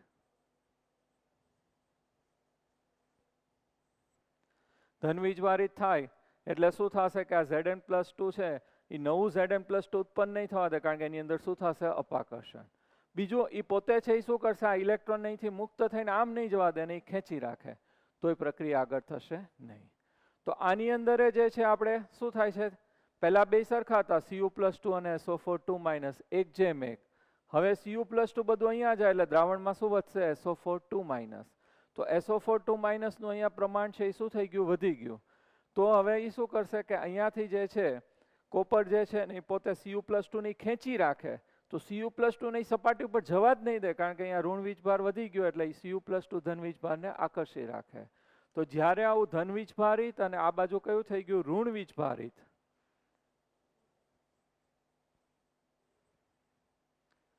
કોષ બને ત્યારે કોષ છે એ કાર્ય કરતો કેવો થઈ જશે? બંધ થઈ જાય. તો અહીંયા આપણે જોયું એ રીતે આ જે છે ક્ષાર સેતુ જે છે એની અંદર આપણે નિષ્ક્રિય KCl NH4NO3 અગાર અગાર અથવા તો જિલેટીન ભરીએ છીએ. આ જે ક્ષાર સેતુ છે એક તો છે સર્કિટ પૂરી કરશે અને બીજું એની અંદર તટસ્થતા જાળવવાનું કાર્ય કરશે.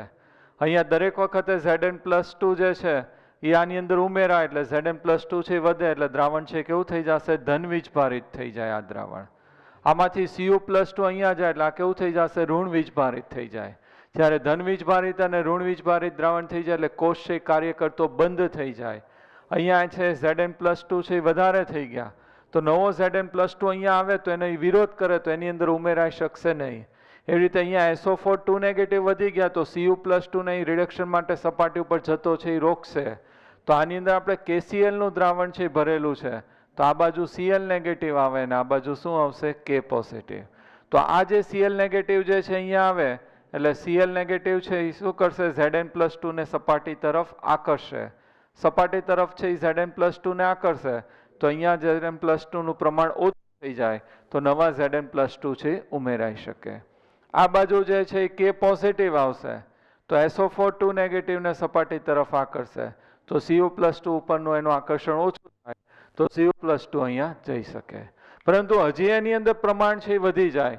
અહીંયા છે એ Zn+2 વધી જાય ને અહીંયા SO4 2 માઇનસ વધી જાય તો શું કરશે? આ જે K પોઝિટિવ છે SO4 2 નેગેટિવ સાથે જોડાઈને K2SO4 છે ઉત્પન્ન કરી નાખે અને K2SO4 છે એમાંથી અહીંયા પાછું SO4 નું સ્થાનાંતર કરે.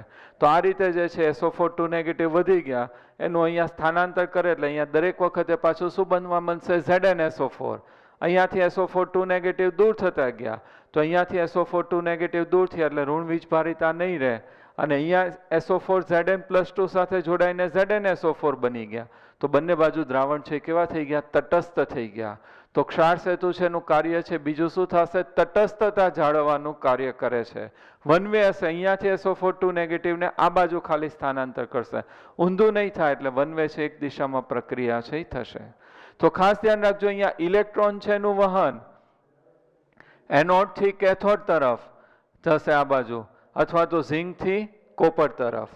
વિદ્યુત પ્રવાહનું વહન છે કેવું થશે? ઊંધું થશે કેથોડ થી એનોડ તરફ અથવા કોપર થી ઝિંક તરફ. અને ઋણ વીજભાર SO4 2 માઇનસ નું સ્થાનાંતર જે છે એ કેવું થાય? ક્ષાર સેતુમાં ક્યાં થશે? કેથોડ થી એનોડ તરફ. તો ખાસ ધ્યાનથી જોવાનું અહીંયા જે ઇલેક્ટ્રોનનું વહન છે કઈ બાજુ થશે? એનોડ થી કેથોડ તરફ. વીજભારનું વહન છે એ ઊંધું થશે આ બાજુ જશે કેથોડ થી એનોડ તરફ. અને અહીંયા SO4 2 નેગેટિવ નું ક્ષાર સેતુમાં વહન એ કઈ બાજુ જશે? કેથોડ થી એનોડ તરફ. ક્લિયર? ઇલેક્ટ્રોન છે આ બાજુ જશે વીજભારનું વહન ઊંધું થશે અને SO4 2 નેગેટિવ નું વહન કેવું થશે? ઊંધું થશે. હવે આની અંદર આ જે છે આ રીતે ક્ષાર સેતુ છે એ તટસ્થતા જાળવવાનું કાર્ય કરશે. હવે આની અંદર જે છે અહીંયા આપણે છે આ કીધું કે ઋણ વીજભાર છે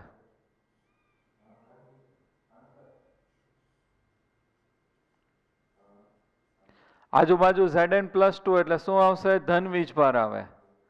તો આ રીતે ધન અને ઋણ વીજભાર છે ઉત્પન્ન થાય એટલે શું કરશે? પોટેન્શિયલ ઉત્પન્ન કરશે. તો અહીંયા જે પોટેન્શિયલ છે ઓક્સિડેશનના લીધે ઉત્પન્ન થાય તો અહીંયા એને ઓક્સિડેશન પોટેન્શિયલ આવે છે. આ રીતે વીજભારનો તફાવત થાય એટલે શું ઉત્પન્ન કરશે? પોટેન્શિયલ ઉત્પન્ન કરે અને ઓક્સિડેશન પ્રક્રિયાના લીધે પોટેન્શિયલ ઉત્પન્ન થયું એટલે એને શું કહેવામાં આવે છે? Oxidation potential. હવે આ બાજુ ઊંધું થશે અહીંયા ઋણ વીજભાર ધન વીજભાર અને આજુબાજુ SO4 2 માઇનસ નું દ્રાવણ આવશે એટલે એ કેવું હશે? ઋણ વીજભાર. તો અહીંયા ધન અને ઋણ વીજભાર છે એ થયા એટલે અહીંયા છે વિરુદ્ધ વીજભાર થયા એટલે અહીંયા પોટેન્શિયલનો તફાવત ઉત્પન્ન થયો એટલે વિદ્યુત પ્રવાહ ઉત્પન્ન થાય. રિડક્શનના લીધે ઉત્પન્ન થાય એટલે એ શું કહેવાશે? રિડક્શન પોટેન્શિયલ કહેવાશે. તો ઓક્સિડેશન પોટેન્શિયલ અને આ શું કહેવાશે? Reduction potential. હવે E સેલ બરાબર રિડક્શન પોટેન્શિયલ વત્તા શું થશે? ઓક્સિડેશન અથવા પહેલું ઓક્સિડેશન લખો અહીંયા ઓક્સિડેશન પોટેન્શિયલ વત્તા શું આવશે? Reduction potential. હવે આ જે કોષ આપણે લીધો કાર્ય કરે છે એ કોષ એની અંદર દ્રાવણ જે લીધું છે એક બાજુ ZnSO4 બીજી બાજુ કયું લીધું છે? CuSO4. બંને દ્રાવણની સાંદ્રતા હું 1 મોલર લઉં તો સાંદ્રતા C કહેવાશે અને કેટલી લઈએ છીએ? 1 મોલર. તાપમાન જે છે આપણે રાખીએ છીએ 298, તો અહીંયા તાપમાન કેટલું રાખીએ છીએ 298 કેલ્વિન. અને આની અંદર દબાણ જે છે P 1 બાર રાખીએ તો એવો જે કોષ ઉત્પન્ન થાય એને પ્રમાણિત કોષ કહેવામાં આવે છે. એને આપણે શું કહેશું? પ્રમાણિત કોષ. આ અર્ધકોષ કહેવાય, આ અર્ધકોષ કહેવાય. અર્ધકોષ ક્યારે વિદ્યુત પ્રવાહ ઉત્પન્ન ન થાય, આખો ભેગો કરીએ એટલે શું બની જશે? સંપૂર્ણ કોષ, અને વિદ્યુત પ્રવાહ છે ઉત્પન્ન થશે. કોષનો વિદ્યુત પ્રવાહ E સેલ બરાબર ઓક્સિડેશન પોટેન્શિયલ વત્તા શું આવશે? Reduction potential. અને પ્રમાણિત સ્થિતિ એટલે આ જે છે એની અંદર દ્રાવણ છે એની સાંદ્રતા કેટલી લઈએ? 1 મોલર. તાપમાન કેટલું લઈએ? 298 કેલ્વિન. અને દબાણ 1 બાર લઈએ. તે કોષને શું કહેવામાં આવે છે? પ્રમાણિત કોષ. અને એના પોટેન્શિયલને પ્રમાણિત કોષ પોટેન્શિયલ કહેવામાં આવે છે. ઓક્સિડેશન માટે તો અહીંયા ઉપર ડિગ્રી લખાય E0, તો અહીંયા પ્રમાણિત ઓક્સિડેશન પોટેન્શિયલ. આ શું થશે? પ્રમાણિત રિડક્શન પોટેન્શિયલ. અને આ પ્રમાણિત કોષ પોટેન્શિયલ છે એ કહેવાશે. તો પ્રમાણિત કોષ પોટેન્શિયલ બરાબર ઓક્સિડેશન, પ્રમાણિત ઓક્સિડેશન પોટેન્શિયલ વત્તા પ્રમાણિત શું આવશે? Reduction potential. તો E ડિગ્રી સેલને આપણે એનું પ્રમાણિત કોષ પોટેન્શિયલ છે એ કહીએ છીએ. ક્લિયર? તો આ રીતે E ડિગ્રી સેલ બરાબર ઓક્સિડેશન પોટેન્શિયલ ઓફ એનોડ ઉપર થાય પ્લસ શું આવશે? Reduction potential cathode. બેનો સરવાળો કરીએ એટલે મળે. આ જે આપણને મળે છે એ 1.1 વોલ્ટ મળે છે. કેટલું મળે છે? 1.1 વોલ્ટ. અહીંયા જે વિદ્યુત પ્રવાહ ઉત્પન્ન થાય કેટલો થશે? 1.1 વોલ્ટ.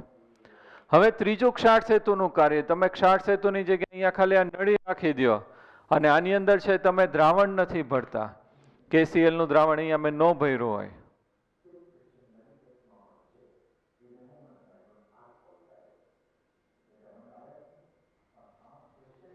ખાલી આપણે એમને રાખી દઈએ.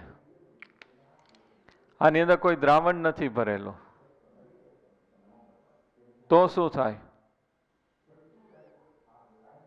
તો આની અંદર આપણે જે છે દ્રાવણ નથી ભરેલું, K+ અને Cl- કેવું, ખાલી નળી અહીંયા રાખી દીધી છે.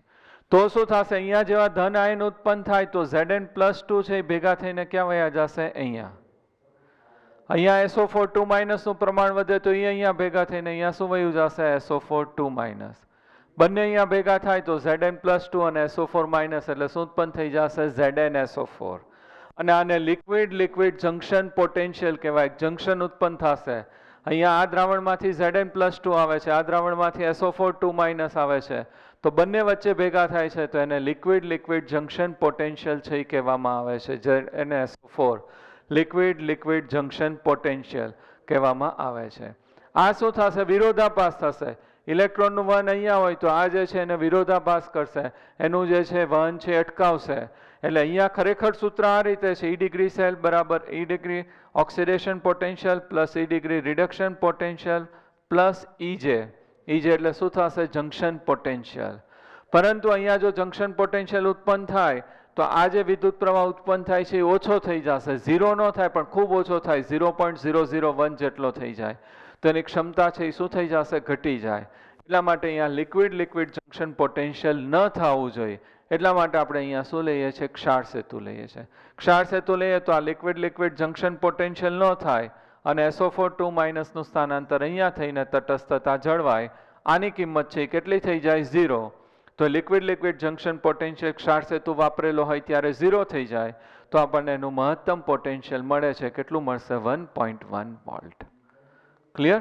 તો આ જે છે આપણું શું થઈ ગયું? ગેલ્વેનિક કોષ.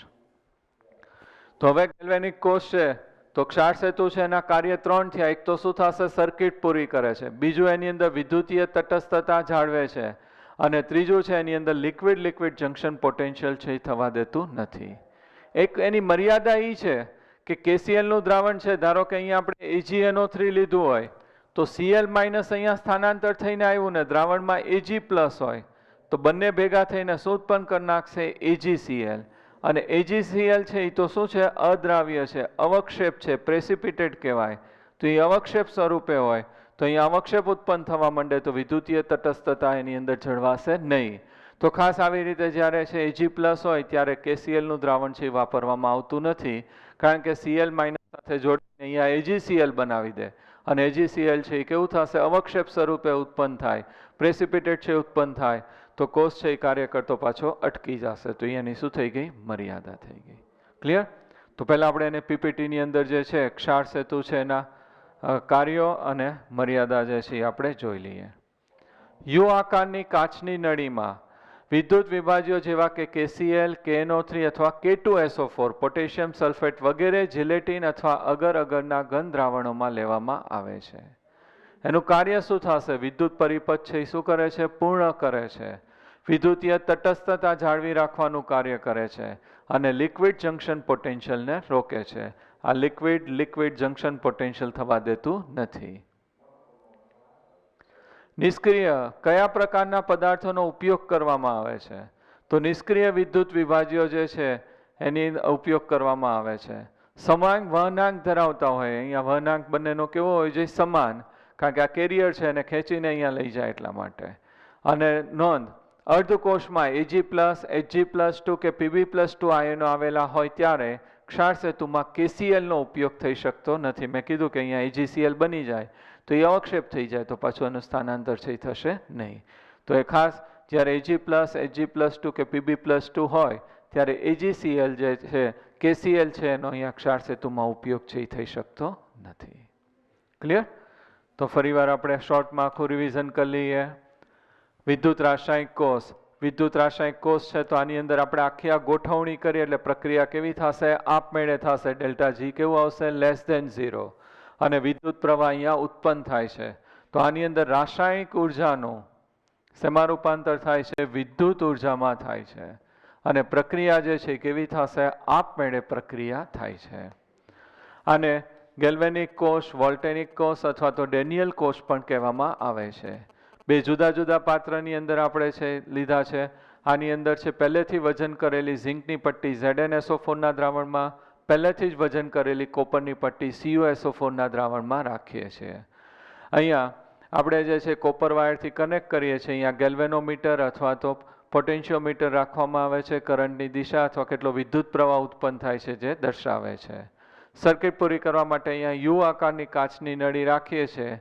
એની અંદર નિષ્ક્રિય KCl, NH4NO3 અગાર અથવા તો જિલેટીન ભરવામાં આવે છે.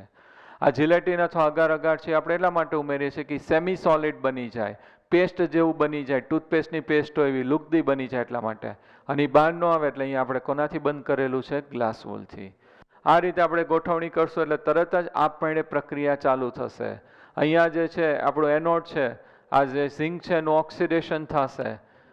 ઓક્સિડેશન થાય એને આપણે શું કહીએ છીએ? એનોડ. અને ઝિંક છે એ આપણી પાસે સોલિડ પટ્ટીમાંથી આવશે અને એનું ઓક્સિડેશન થઈને શેમાં રૂપાંતર થાય? Zn+2 દ્રાવણમાં આવે એટલે એક્વિયસ અને 2 ઇલેક્ટ્રોન મુક્ત થાય. કેથોડ અહીંયા રિડક્શન પ્રક્રિયા જે છે એ ક્યાં થશે? કેથોડ ઉપર. મેં કીધું તું કઈ રીતે યાદ રાખવાનું? Red cat. કેથોડ ઉપર હંમેશા કઈ પ્રક્રિયા થશે? રિડક્શન. આ જે છે Cu+2 દ્રાવણમાંથી આવે +2 ઇલેક્ટ્રોન અને શેમાં રૂપાંતર થશે? Cu solid. કોષ પ્રક્રિયામાં વિરુદ્ધ દિશામાં કેન્સલ થઈ જાય. Zn solid +Cu+2 aqueous gives Zn+2 aqueous +Cu solid. Clear? અને આ જે છે વિદ્યુત પ્રવાહ કેટલો ઉત્પન્ન કરે છે? 1.1 વોલ્ટ. થોડાક સમય પછી આ બંને પ્લેટ છે તમે બહાર કાઢીને સૂકવીને વજન કરો તો આનું વજન છે એ શું થશે? ઘટશે. અહીંયા છે Cu+2 છે, Cuમાં રૂપાંતર થઈને સપાટી ઉપર આ રીતે છે એ જમા થતો એટલે આનું વજન છે એ વધશે. અહીંયા ખવાણ થાય એટલે વજન છે એ શું થશે? ઘટશે. ક્લિયર? તો આ જે છે આપણું વિદ્યુત રાસાયણિક કોષ. અને એમાં એક આપણે નવું ઉમેર્યું સાંદ્રતા કોષ. સાંદ્રતા કોષ કોને કહેવાશે? અંદર અર્ધકોષ કહેવાય. અર્ધકોષ ભેગા થાય એટલે સંપૂર્ણ કોષ. દ્રાવણની સાંદ્રતા 1 મોલર, તાપમાન 298 કેલ્વિન અને દબાણ 1 બાર હોય એવા કોષને આપણે શું કહીએ છીએ? સાંદ્રતા કોષ. ક્લિયર? હવે આની અંદર આપણે થોડુંક નવું કરવા જઈ રહ્યા છીએ તો એ જોઈ લઈએ. આપણે અહીંયા બે પાત્ર લઈએ છીએ.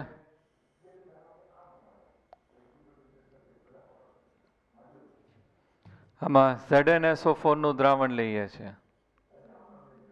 અહીંયા કઈ પટ્ટી રાખવાની છે? ઝિંકની.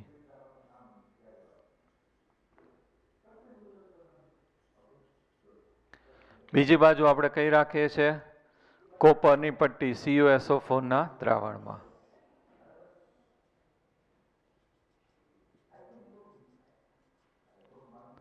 CuSO4 કઈ પટ્ટી રાખીએ છીએ? કોપર.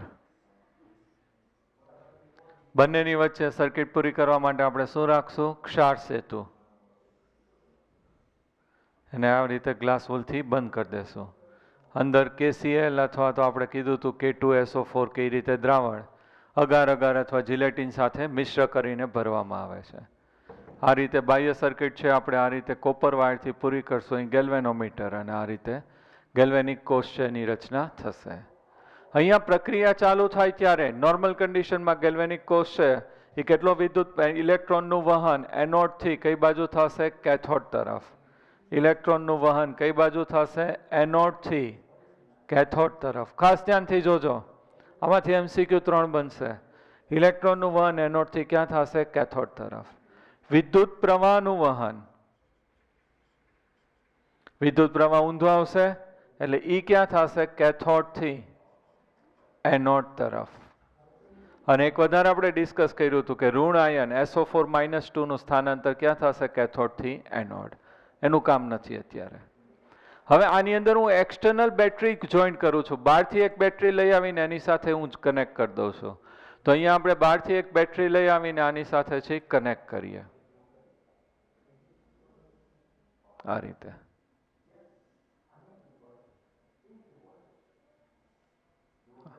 રિયોસ્ટેટર છે અહીંયાથી આ રીતે જોકી છે અહીંયા એને આપણે કનેક્ટ કરી દઈએ. ફિઝિક્સમાં આવું બધું તમારે આવી ગયું હશે. બરાબર, રિયોસ્ટેટ આ ચોકીથી આ રીતે બાહ્ય એક્સટર્નલ બેટરી એટલે અહીંયા બેટરી છે આપણે કનેક્ટ કરી છે. આ બાહ્ય એક્સટર્નલ કહેવાય, EXT બાહ્ય અથવા તો એક્સટર્નલ બેટરી. હવે હું આ બેટરી મેં કનેક્ટ કરી છે. આ જે બેટરી છે હવે 3 કન્ડિશન આપણે જોઈએ છે, ખાસ ધ્યાન રાખજો A, B અને C. પહેલી કન્ડિશનમાં એક્સટર્નલ બેટરી જે છે એનો વિદ્યુત પ્રવાહ જે છે એ 1.1 વોલ્ટ કરતા કેવો છે? ઓછો. અત્યારે જે છે વિદ્યુત પ્રવાહ કેટલો ઉત્પન્ન કરે? 1.1 વોલ્ટ. પોતે ખાલી એક્સટર્નલ બેટરી ન હોય તો આપણે કહ્યું હતું ડિગ્રી સેલ પ્રમાણિત કોષ પોટેન્શિયલ કેટલો આવશે? 1.1 વોલ્ટ. હવે એની અંદર હું એક્સટર્નલ બેટરી જે જોઈન્ટ કરું છું એનો વિદ્યુત પ્રવાહ જે છે કેટલો છે? 1.1 વોલ્ટ કરતા ઓછો. તો ઇલેક્ટ્રોનનું વહન જે છે જે દિશામાં ત્યાં જ ચાલુ રહેશે, એનોડથી કેથોડ તરફ. વિદ્યુત પ્રવાહનું વહન ઊંધું જ હોય પણ એ જ દિશામાં ચાલુ રહેશે, કેથોડથી એનોડ તરફ. અથવા અહીંયા ઝિંકથી કોના તરફ આવશે? કોપર તરફ. એ રીતે પૂછાય તો ઝિંકથી કઈ તરફ આવશે? કોપર તરફ. કોઈ ફેરફાર થતો નથી. ક્યારે? જ્યારે એક્સટર્નલ જે આપણે પોટેન્શિયલ જે છે બેટરીનું એ 1.1 વોલ્ટ કરતા કેવું રાખ્યું છે? ઓછું. હવે 1.1 વોલ્ટ કરી નાખીએ E એક્સટર્નલ B કન્ડિશનમાં ઇક્વલ ટુ 1.1 વોલ્ટ. કેટલું કરીએ છીએ? 1.1 વોલ્ટ આપણે કરીએ છીએ. તો શું થશે? બંને છે બાજુ છે સરખો પ્રવાહ થઈ જાય એટલે કોષ છે કાર્ય કરતો શું થઈ જશે? બંધ થઈ જાય. તો ઇલેક્ટ્રોનનું વહન એક પણ દિશામાં નહીં થાય અને વિદ્યુત પ્રવાહ છે ઉત્પન્ન થશે નહીં.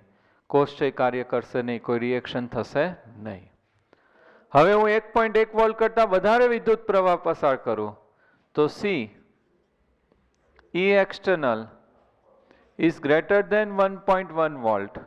1.1 વોલ્ટ કરતા કેવું કરીએ છીએ? વધારે આપણે લઈએ છીએ. તો શું થશે? એની દિશા છે ઊંધી થઈ જશે. ઇલેક્ટ્રોનનું વહન છે એનોડથી કેથોડની જગ્યાએ ક્યાં થઈ જશે? કેથોડથી એનોડ તરફ. તો ઇલેક્ટ્રોનનું વહન જે છે ઊંધું થઈ જશે, કેથોડથી એનોડ તરફ. દિશા છે બદલાઈ જશે. કોપરથી ઝિંક તરફ ઇલેક્ટ્રોનનું વહન છે એ ચાલુ થઈ જશે. તો વિદ્યુત પ્રવાહનું વહન ઈ કયું થશે? એનોડથી કેથોડ તરફ. એટલે આના કરતા ટોટલી કેવું થઈ ગયું? ઓપોઝિટ, ઊંધું થઈ ગયું. શરૂઆતમાં ઇલેક્ટ્રોનનું વહન એનોડથી કેથોડ, ઝિંકથી કોપર થતું હતું, હવે ઊંધું થઈ ગયું. કેથોડથી એનોડ, કોપરથી ઝિંક થઈ ગયું. અને વિદ્યુત પ્રવાહ જે છે એનું વહન અહીંયા ક્યાં થતું હતું? આપણી પાસે ઊંધું થાય એટલે કેથોડથી એનોડ. તો અહીંયા શું થઈ ગયું? એનોડથી કેથોડ થઈ ગયું. પરંતુ ખાસ ધ્યાન રાખજો, આવું જ્યારે થાય ત્યારે એ વિદ્યુત રાસાયણિક કોષ છે એ નથી રહેતો, પણ એ કયો કોષ બની જશે? વિદ્યુત વિભાજન કોષ બની જશે. મેં થોડુંક સમજાવ્યું હતું વિદ્યુત વિભાજન કોષ, આપણે આગળ ડિટેલમાં આવશે, પણ ખાસ એમસીક્યુમાં પૂછાઈ ગયું છે. જ્યારે ઈ એક્સટર્નલ બહારનો જે આપણે બેટરી કનેક્ટ કરીએ અને એનો વીજ પ્રવાહ 1.1 વોલ્ટ કરતાં વધારે હોય ત્યારે પ્રક્રિયા ઊંધી થશે. ઇલેક્ટ્રોનના વહનની દિશા અને વિદ્યુત પ્રવાહની દિશા છે આના કરતાં ઊંધી થઈ જશે અને એ સમયે વિદ્યુત રાસાયણિક કોષ નહીં રહે, પણ કયો કોષ બની જશે? વિદ્યુત વિભાજન કોષ છે એ બની જશે. અહીંયા જે છે બાહ્ય જે આપણે વિદ્યુત પ્રવાહ આપીએ છીએ એના ઉપર પ્રક્રિયા આધાર રાખે છે, એટલે એને શું કહેવામાં આવે છે? વિદ્યુત વિભાજન કોષ. ક્લિયર? તો 3 વસ્તુ ખાસ યાદ રાખજો એમસીક્યુ માટે. અત્યારે વિદ્યુત રાસાયણિક કોષ હોય તો કેટલો વિદ્યુત પ્રવાહ ઉત્પન્ન કરે છે? 1.1 વોલ્ટ. ઇલેક્ટ્રોનનું વહન એનોડથી કેથોડ અને વિદ્યુત પ્રવાહનું વહન કેથોડથી એનોડ. હવે આની અંદર આપણે એક્સટર્નલ જે છે બેટરી કનેક્ટ કરીએ, એ એક્સટર્નલ વિદ્યુત પ્રવાહ 1.1 વોલ્ટથી ઓછો હોય તો જેમ હતું એમ જ એની અંદર વિદ્યુત પ્રવાહની ઇલેક્ટ્રોનની દિશા રહેશે. 1.1 વોલ્ટ કરીએ તો બંને છે વિરોધાભાસ થાય, એટલે એ કેવું થઈ જશે? કોષ કાર્ય કરતો બંધ થઈ જશે. અને 1.1 વોલ્ટ કરતાં વધારે આપીએ તો દિશા છે શું થઈ જશે? ઊંધી થઈ જાય. અહીંયા જે ઇલેક્ટ્રોનનું વહન એનોડથી કેથોડ હતું એ શું થઈ જશે? કેથોડથી એનોડ. વિદ્યુત પ્રવાહનું વહન કેથોડથી એનોડ હતું, એની જગ્યાએ એનોડથી કેથોડ. પણ ખાસ આ સમયે વિદ્યુત રાસાયણિક કોષ નહીં રહે, કયો બની જશે? વિદ્યુત વિભાજન કોષ. Clear? A useful galvanic cell can be constructed by using zinc and copper. The anode is a zinc bar placed into a zinc sulfate solution.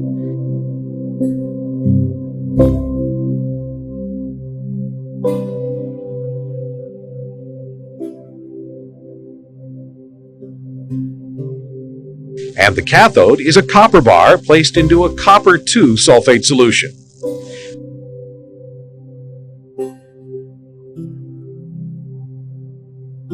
The two solutions are connected by a porous sodium chloride salt bridge that prevents the two solutions from mixing but allows ions to migrate. Attaching a cell shows that electrons flow from zinc to copper.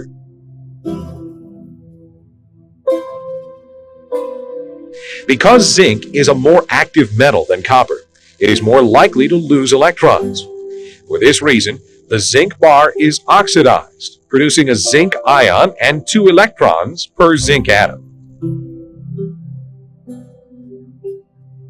The copper ions in solution gain 2 electrons and are reduced to copper metal. As the reaction continues, excess positive zinc ions build up in the zinc solution.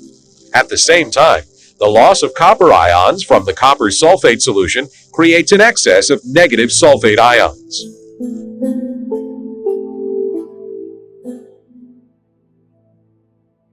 Positive sodium ions migrate into the copper sulfate solution from the salt bridge, while negative chloride ions migrate from the salt bridge to the zinc solution and maintain neutrality of the solutions.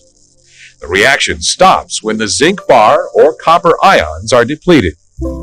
The overall cell reaction can be written like this.